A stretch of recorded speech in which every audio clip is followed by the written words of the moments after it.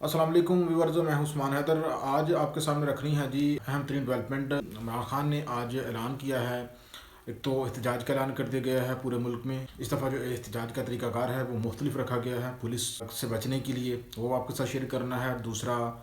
ये है कि पाकिस्तान तहरीक इंसाफ ने ये फैसला किया है कि वो जितनी भी रिगिंग हुई है जिन हलकों में फॉर्म 45 के मुताबिक, उन तमाम हलकों के बारे में सारी चीज़ें जो है वो इंटरनेशनल मीडिया के सामने एक्सपोज करने का फैसला किया गया है। और तीसरी अहम तरीन डेवलपमेंट यह आई है कि केपी के वज़ीर आला का तो कल ऐलान कर दिया गया था, और आज पंजाब की वज़ारत आला, प्राइम मिनिस्टर और सूबा बलूचिस्तान के वज़ीर आला के लिए पीटीआई ने ऐलान कर दिया है इमरान खान की मुशावरत से। चूँकि पीटीआई जो है वो फॉर्म 45 के मुताबिक ना सिर्फ मरकज़ में बल्कि खैबर पख्तूनख्वा और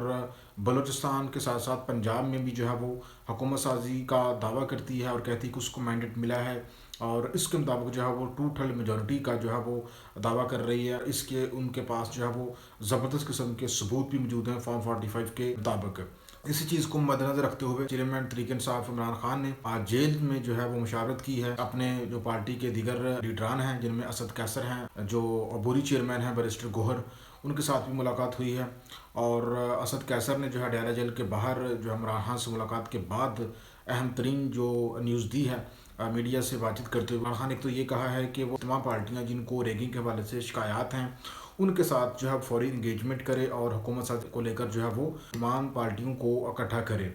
और पहले तो खबर ये भी आई थी कि चेयरमैन तरीक इंसाफ ने रवायती मौक़िफ़ से हटकर पीपल्स पार्टी के साथ भी चलने का इंदिया दे दिया है।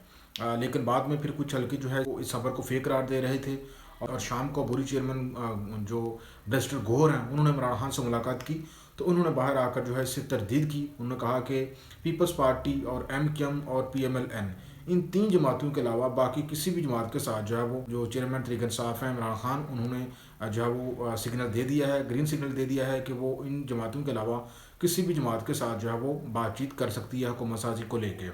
और उन्होंने इनसे बात ना करने की जो वजह बताई है वो ये बताई है कि इनका जो मैंडेट चोरी हुआ है उसमें ज़्यादा जो बेनिफिशरीज हैं वो ये 3 जमातें हैं। ख़ास तौर पे PMLN इसकी बेनिफिशरी है, और दूसरा MQM जो है वो भी इसकी मेन बेनिफिशरी है। ज़ाहिर है जो कराची की जो 17 सीटें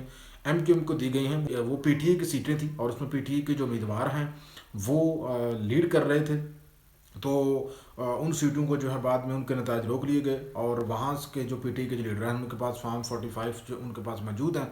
और वो उन चीज़ों को लेकर जो है वो कोर्ट में भी गए हैं। तो कोर्ट से तो ज़ाहिर फैसले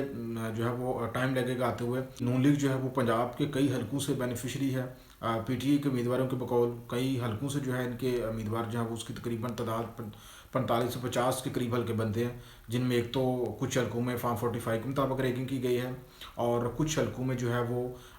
वोट मुस्तरद किए गए हैं बड़ी तादाद में। तो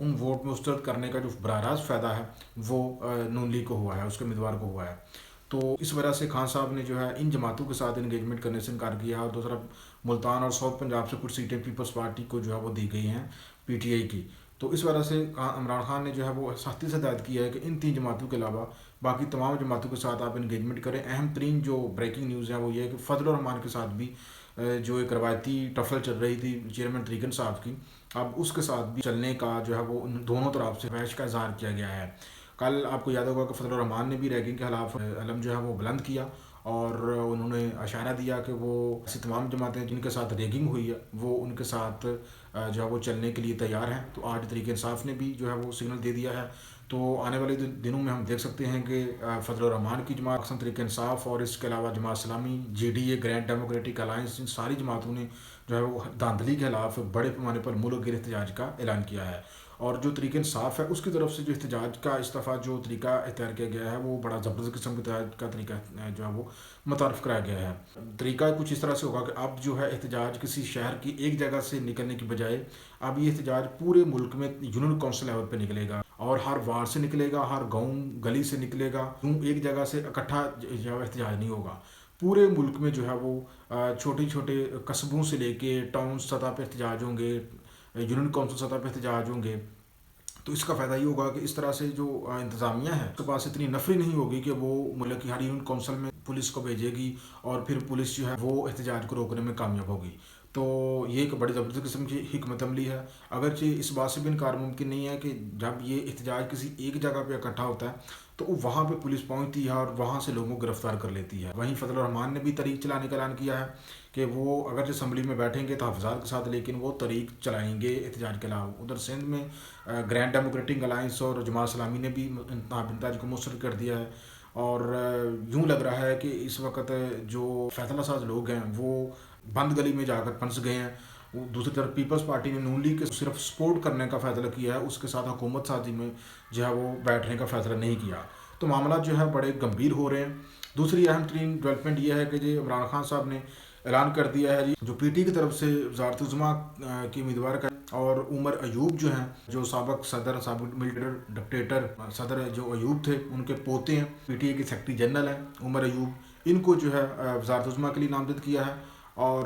پنجاب کے لیے انہوں نے میاں اسلم کو چنا ہے جو کہ بہت زیادہ جو ہے وہ دیدہ دلیر ان کے رہنما ہیں، اور ساتھ ساتھ جو بلوچستان ہے وہاں پہ انہوں نے سلاڑ کاکر کو کا نام جو ہے وہ فائنل کیا ہے،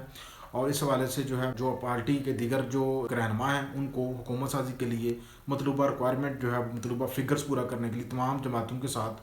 جو ہے وہ رابطہ کرنے کو ٹاسک سونپ دیا گیا ہے۔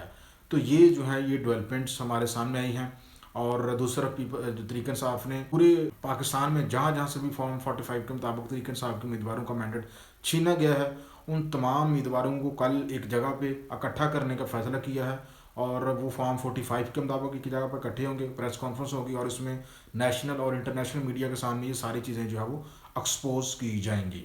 تو یہ ساری ڈیولپمنٹ ہے ویور جو آج پورے ملک میں رونما ہوئی ہے۔ تو مزید اپڈیٹ کے لیے آپ میرے ساتھ رہیے، ویڈیو اچھی لگتی ہے تو لازمی لائک کر دیجیے گا اور فالو کر لیجیے۔ خدا حافظ۔